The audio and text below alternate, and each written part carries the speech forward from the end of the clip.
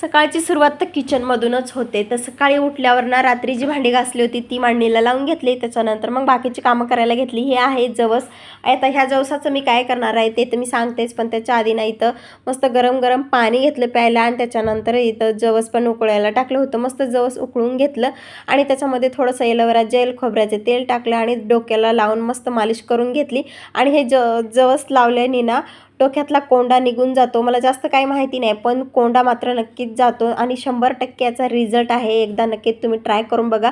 आता याला मला अर्धा तास डोक्याला ठेवायचं आहे, त्याच्यामुळे मग बाकीची कामं करायला घेतली. मस्त मखाना फ्राय करून दिला आणि त्याच्यानंतर बाकीची परत सगळी कामं आवरून घेतली. छान असा मेकअप केला आणि हा जो व्हिडिओ आहे ना तो भाऊबीजच्या दिवशीचा आहे आणि हे दोघं बहीण भाऊ मस्त एकूण एकाला ओवाळून घेत होती. स्वराज आणि सानूनी आधी स्वराजला ओवाळलं, त्याच्यानंतर सानू रडायला लागली मला नाही ओवाळलं म्हणून स्वराजने पण सानूला ओवाळलं. असाच होता आजचा मिनी ब्लॉग.